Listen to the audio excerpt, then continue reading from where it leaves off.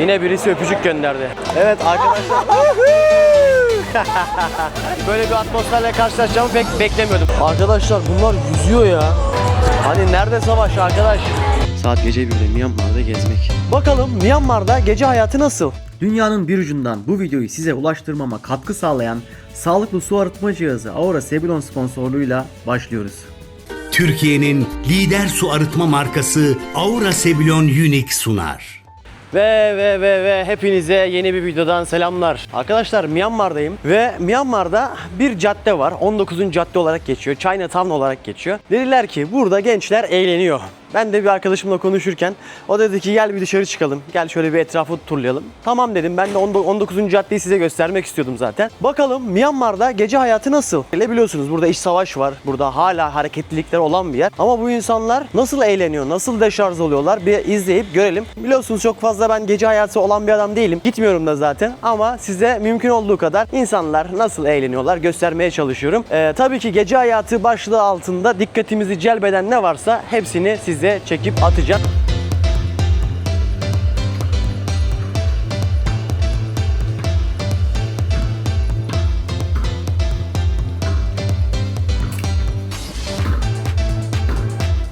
Gündüz çok sıcak, gece hafif bir rüzgar esiyor. Anca böyle kendime geldim ya. Yani insanın enerjisini öyle emiyor ki böyle durup dinlenmen gerekiyor bir yerde.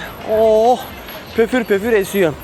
Şimdi bugün cumartesi, insanlar eğlenecektir diye düşünüyorum, dışarı çıkacaktır diye düşünüyorum. Ben bu 19. caddeden yemek videosu çekmek için geçmiştim. Bana oraya yemek videosu için çek demişlerdi ama aslında orası bence yani yemek videosuyla alakalı bir yer değil. Bildiğiniz gece hayatının olduğu, böyle pubların, clubların olduğu bir yer. Kendimi çok gösterdim, farkındayım. Tam şu anda Sule Pagoda'nın oradayım arkadaşlar. Bu pagodalar gece bayağı bir parlıyorlar ya. Burada bir tane daha var biliyorsunuz. Altın kaplama. O da gece ayrı bir böyle parlıyor. Bu da şehrin tam sıfır noktasındayız. Bak tam merkezindeyiz. Burada yavaş yavaş tezgahların, pazarların, statların kurulacağı yerleri yapıyorlar. Güzel bir aktivite beni bekliyor. Yarın bu şehirden ayrılıyorum. Daha böyle kuzeye doğru gidiyorum. Otobüsle 10-12 saat yol gideceğim. Yani Myanmar'da ulaşım maalesef çok kolay değil. Trenle de daha uzun sürüyor bu yolculuklar. Bakalım bir yol bulacağız. Ve Chinatown. Hemen tezgahta bizi karşılayan böcekler. Oğlum bu ne? Bunlar çok büyük ya. It's so big ha. Allah'ım yarabbim ya. Arkadaşlar bunlar yüzüyor ya. Ya benim gece hayatımda çok bunları dikkat etmem, dikkatini çekmesi. They are... Oh my god. Ölmüş mü o? You will eat? You will eat? No. Abi şunlara bak, kımıl kımıllar ya. Tamam bunlar ipek böceği. Bunlar çekirgeler ama bu kadar büyüğünü hiç görmemiştim. Bayağı büyükmüş. Evet. Şunlardan bir gün cesaret edersem yiyeceğim. Yiyeceğim onu. Bir de küçük yengeçler var. Yani bunları denedim, çıtır çıtır abi ya. Hani böyle çerez gibi, gözünüzü kapatsanız anlamazsınız yani. Çerez niyetine yersiniz. Öyle bir tadı var. Ve an itibariyle Myanmar gece hayatındayız. Tezgahlar pöfür pöfür. Adana kebapçılar çarşısı gibi maşallah. Hani nerede savaş arkadaş? Herkes muhabbetinde vallahi burada.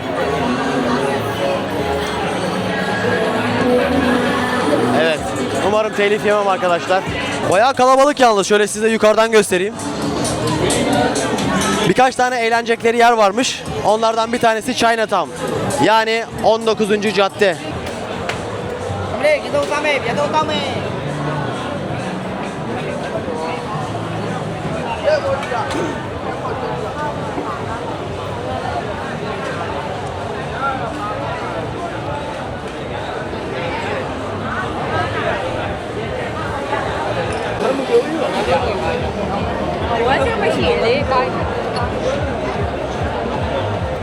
Deniz ve deniz ürünleri, atıştırmalıklar. Bunu genelde birayla tüketiyorlar. Vallahi kızlarda da iyi cesaret ha. Şu neymiş ha? Bu da sineğe gelen böceklerden. Yine birisi öpücük gönderdi. Arkadaşlar daha önce de videoda söylemiştim. Burada biri size yapıyorsa bu hani buraya bakar mısın şşt anlamında. O yüzden yanlış anlamayın yani burada. Evet. Bayağı bir genç nüfus var. Benim gözlemlediğim kadarıyla yani erkeği de kızı da biraz Myanmarlılar utangaç arkadaşlar. Yani bazen dil bariyeri de oluyor eyvallah ama hani dil haricinde de böyle sohbet muhabbet edersin ya ayaküstü falan. Onlar da falan böyle çok utangaçlar. Benim hissettiğim o. Arkadaşım da burada. Kendisiyle Couchsurfing'den karşılaştık, tanıştık daha doğrusu. Evet. İrili ufaklı barlar ve sokak devam ediyor.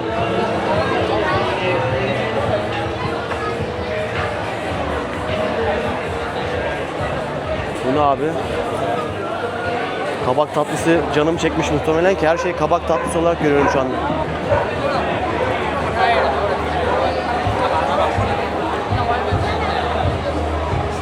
Açık konuşmak gerekirse buraya gelmeden önce hani böyle bir atmosferle karşılaşacağımı pek beklemiyordum. Daha böyle tehlikelidir falan diye düşünüyordum. Hani dediler ki Couchsurfing'den de sormuştum birkaç kişiye. Myanmar nasıl, güvenli mi filan. Onlar da dedi ki ya her akşam partiliyoruz dedi. Muhtemelen onu yazan arkadaş şu anda buralarda bir yerde. Normally sit here. I are normally Go straight. and then we can come back. Okay.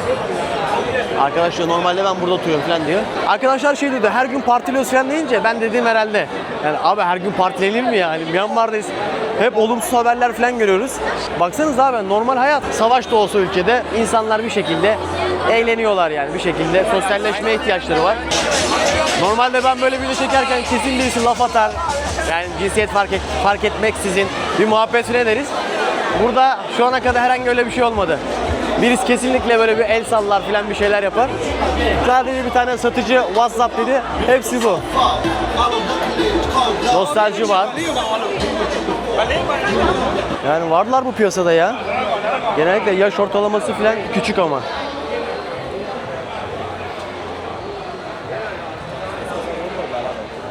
Really, you wanna eat? Which one you will eat? Which one you wanna eat? I order this one. This one. Yes. You wanna try? I'm not sure. Maybe okay. He say yes. I will try. Oh my god. You can start with the legs. Legs? Yeah, like this part. Okay. Kafasını kopardı. Ay yok kafasını yedi. Okay. That's thing. Yeah, eat it. Okay guys. Arkadaşlar çekirgenin ayağı. Good. Bobo. Arkadaşlar. Yeah, eat it. Very nice. It's nice, right? I like. Better than Thailand? Oh, of course.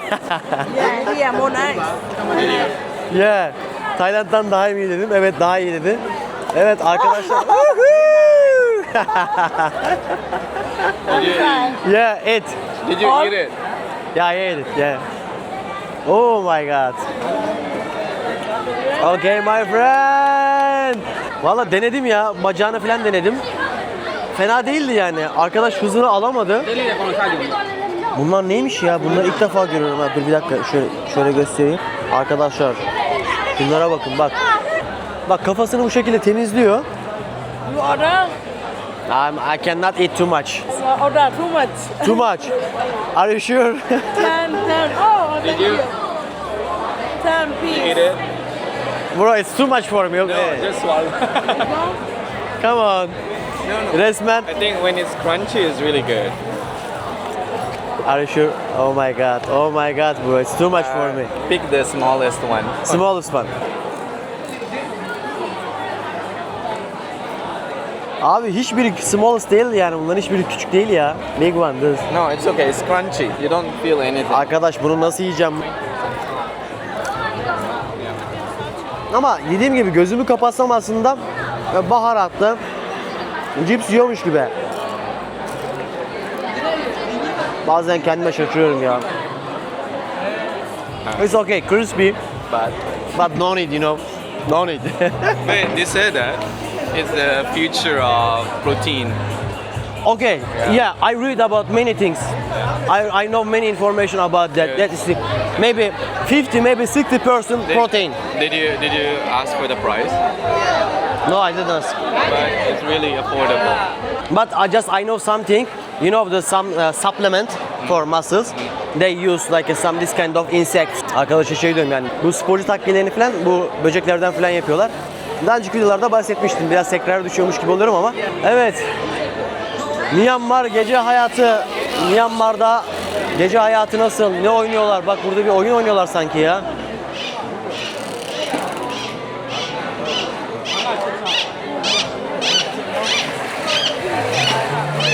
Bu ne? Çarkıfelek mi bu? Şarkıfelek? What is this? Arkadaş diyor ki buradan çeviriyorsun diyor. 6 tane olursa diyor 6 tane bir dondurma verecekler diyor. One. Okay bro. Yeah, thank you so much. Bye bye. Bir tane çıkarttım ben de hiç. Bana mısın demedim yani. Kendi yoluma doğru gidiyorum. Yavaş yavaş toparlanmaya başlıyorlar sanki. Bro, they are getting close like or? Yeah, starting. En sevdiğim yanlarından bir tanesi böyle hırgür falan yok yani. Herkes muhabbetinde, herkes eğlenmesine bakıyor. O açıdan güzel. Eski polis olduğum için bende travmalar var. Travma demeyeyim ama bu travmaya yakın şeyler. Yani böyle ya genelde böyle eğlence merkezlerinde çok olaya falan gittiğimiz için buralar bana onu çağrıştırıyor ya. Bunu atlatmam benim zaman alacak muhtemelen. Kolay değil. Gerçekten travmalarla dünyayı gezmek hiç kolay değil. Hele ki 10 yıl polislik yaptıysanız bazen zor oluyor yani. Bana böyle yerler hep böyle bir problemi, aman bir şey olacak, bir kavga çıkacak, müdahale edeceğiz, biber gazı, silahlar çıkacak falan. Bana bunu çağrıştırıyor. Gayet herkes misafirperver. Bro, what is your name? What is your name? Your name? Okay bro. Çocuk bir anda dilsiz oldu bir anda. Yani kendilerini resetlemeye çalışıyorlar ya. Yani her ne kadar şu anda ülkenin farklı yerlerinde problemler olsa da burada hayat böyle. İnsanlar yemek yiyor, atlıyor, zıplıyor. Give me five bro. Give me five. Bir şekilde hayatlarını idame ettiriyor yani. Herkes mutlu bak. Sinekler bile mutlu burada. Hop. Nasıl harıl harıl yiyorlar.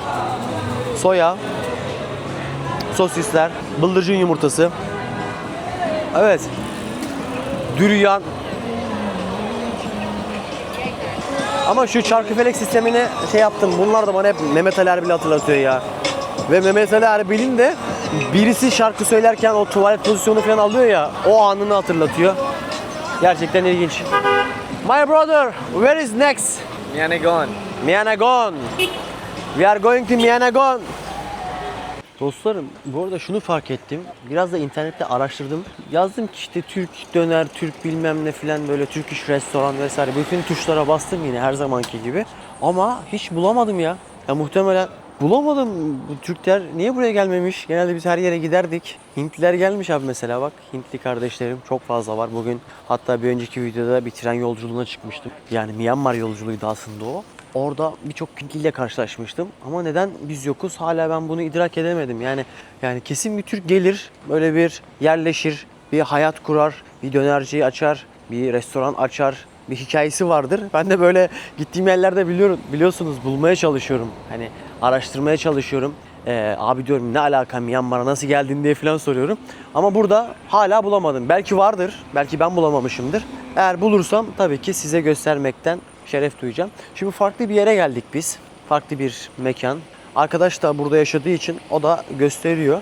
Hani böyle hem insanların, gençlerin gittiği, takıldığı yerler var. Hem de biraz daha sakin, biraz daha anladığım kadarıyla sessiz, sakin, eğlenilen küçük mekanlar var. Çünkü şu anda baktığımız zaman ya biz bildiğiniz bir şehrin içerisindeyiz. Yani koloni döneminden kalan binaların arasında ufak ufak ilerliyoruz. Böyle hiç çatışmaların olduğu bir ülkede değilmiş gibi seyahat ediyorum. Belki arkadaşımın verdiği bir rahatlık da olabilir bende. Ama hani her şey akışında. Rahatsız eden bir şey yok beni. Buraya geldiğimde diyorum ya hani kesinlikle aklımın ucundan geçmezdi böyle bir atmosferde kendimi bulacağımı. Daha böyle gergin bir atmosfer bekliyordum. Birkaç tane yerliyle de konuşma fırsatı buldum bu vesileyle. Onlar da diyor ki yani biz bu duruma üzülüyoruz tabii ki ama yapacağımız bir şey de yok. Eğlenmemize de bakıyoruz diyor. Ya umarım biter diyorlar. Yani ama uzun süredir de bu mücadeleler devam ediyor. Bu kavga gürültü hep devam ediyor. Ya Allah ne bileyim yani hani inşallah kısa bir zamanda biter yani. Gerçekten insanın kendi içerisinde bir kavgaya tutuşması çok kötü yani. Kazanan yok, anladın mı? Her türlü herkes kaybediyor. Neresinden tutarsanız tutun elinizde kalacak bir konu. Bir sonuca varılmayacak konular. Vallahi bakalım ne olacak ya.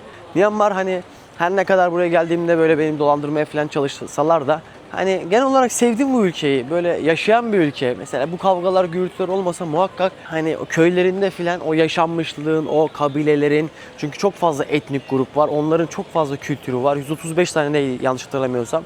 Onların hepsinin güzel bir hikayesi var. Onları gösterirdim yani. Derdim ki bugün işte şu kabileye gidiyoruz. Bugün şu milletin kültürünü gözlemliyoruz falan derdim. Düğünlerine katılırdık ama sırf bu muhabbetlerden dolayı hiçbirisini yapamıyoruz. Çok üzücü ya. Yani hani bir yanda eyvallah pırıltılı, ışıltılı bir hayatı gösteriyorum size. Ama bir yandan da bir tarafım böyle şey yani buruk hala. Hala onun kafam hala orada. Her ne kadar bu atmosferi size göstersem de şu anda bir yerlerde birileri bir varoluş mücadelesi veriyor. Bunu bilmek insanı yani gülerken falan bir düşündürüyor. O da işte diyorum ya yani hayatın her anını, her şeklini size göstermeye çalışıyorum. Şimdi de nereye geldik abi? Point Bar. Ama böyle barlarda falan da böyle gideyim dans edeyim, çılgınca atlayayım zıplayayım hiç görmedim. Arabalar nasıl bu arada? Güzel araba ha. Evet. Hatta saat kaça geliyor? 11'e mi ne geliyor? Yavaş yavaş insanlar toparlanmaya başlamış. 10 kişi, 15 kişi var içeride. Evet. Peki arkadaşlar, bu insanlar böyle eğlendikten sonra nerede yemek yiyor? Böyle ara sokaklara giriyorlar. Benim Myanmar'da en çok hoşuma giden şeylerden bir tanesi ne oldu biliyor musun? Aşırı bir böyle sokak lezzetleri kültürü var. Yani her yerde bir yemek satan bir tezgah bulabiliyorsunuz. Çok yaygın. Baharatı çok seviyorlar. Onların böyle kokoreççisi, çorbacısı olmasa da onların da kendince yediği bu tarzda yemekler var. Ben de hemen dedim ki bana abi bir pilav ver. Bir de patlıcan ver, şöyle bir açlığımı bir tak yatıştırsın. Karnabahar var burada. Böyle sos var aynı şekilde. Bak. Baharatlı olduğu belli yani. Acı olduğu belli. O zaman hemen enjoy. Arkadaşlar gece saat 1'e geliyor. Ben de hostelime doğru gidiyorum. Uzun süre sonra bu kadar geç kaldım. Yani hani genelde daha erken gidiyorum, yatağa erken giriyorum filan. Biraz arkadaşlarla sohbet muhabbet edeceğiz derken biraz geç kaldık. Abi şuraya bakar mısın ya? Adam şuraya yaslanmış abi. Sırtını yaslamış. Öyle uyuyor. Myanmar'ın geceleri. Etrafta hiç kimseler yok. Biraz da aslında o tenhalığı da veriyor biliyor musunuz? Yani her ne kadar şu anda ana caddede, ana yolda da olsam böyle sağa sola bakıyorum. Gözler falan benim böyle şu anda şey. Yani herhangi bir şey olur mu olmaz mı? Temkinli olmakta fayda var. Gözlemleye gözlemleye sağa sola baka baka gidiyorum. Burada da bayağı bir evsiz gördüm. Dışarıda yatan insanlar falan var. Hava da buna müsaade ediyor. Havalar sıcak zaten. Aman kaza oluyordu ha. Ayakkabıları falan giydim ki koşmaya falan hazırım şu anda. Herhangi bir şey olursa abi depara kalkacağım. Gece hayatını gördük. Bir de şehrin gerçek gece hayatını yani. Hani gece sokakta neler oluyor biraz ona evrildi benim video. Şu anda böyle bildiğiniz dışarıda hayat. Saat gece 1'de Myanmar'da gezmek. Bak.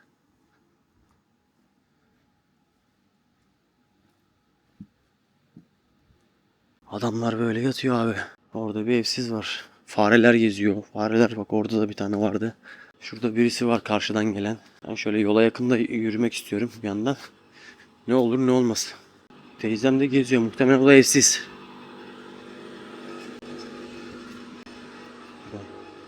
Ulan yüzüne de şey sürmüş bembeyaz. Amcam var burada böyle oturuyor. Arkadaşlar haritaya da bakayım. Hosteli kaçırmayalım ya. Burada da şöyle bir handikap var. Abi her yer birbirine benziyor. O kadar düzenli ki. Dün şöyle bir mevzu yaşadım burada. Arkadaşlar aynı böyle yolda gidiyordum. Bir tane kadın yanıma geldi. Ama baktığım zaman tabii ki hani Ladyboy olduğunu anladım. Hemen dedi ki işte ne kadar 20.000 diye böyle fiyat verdi. Ben de yok yok dedim. Öyle başımdan def ettim.